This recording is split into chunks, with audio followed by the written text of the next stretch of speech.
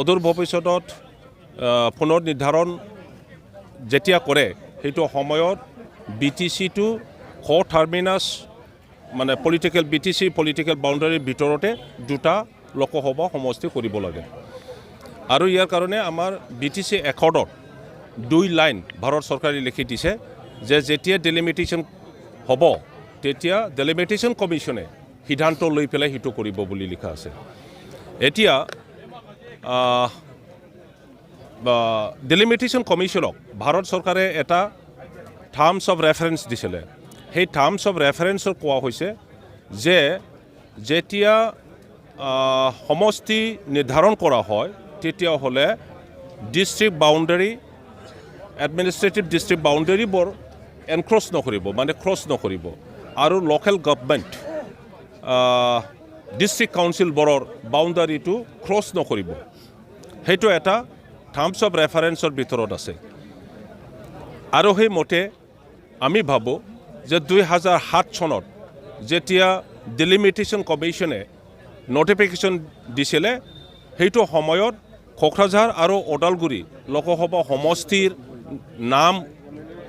আমি দেখিবলৈ পাইছিলোঁ কিন্তু আনফৰ্চুনেটলি এতিয়া ইয়াত ডিলিমিটেশ্যনৰ কামটো কৰিছে ইলেকশ্যন কমিশ্যনে গতিকে ইলেকশ্যন কমিশ্যনে কোন হয় কোনে এপইণ্ট কৰে খাৰ খোঠাটি চলিব আমাৰ ডাউট আছে আমাৰ এতিয়া দেখিবলৈ গৈছে যে গোটেই অসমত মানে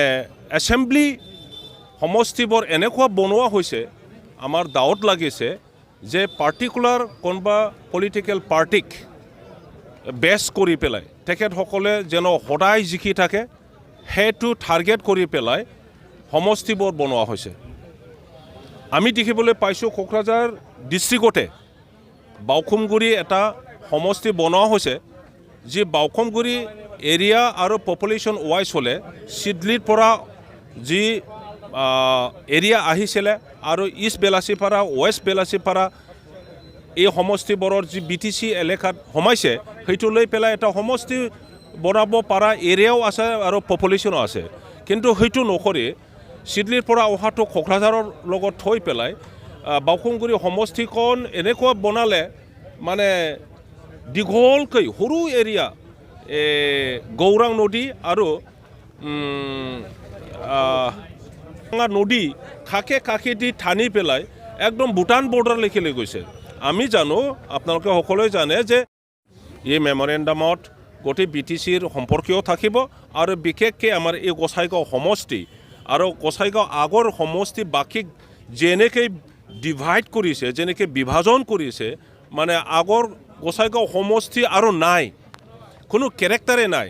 এই সমষ্টিৰ পৰা গোসাইগাঁও সমষ্টিৰ পৰা কি কৰিছে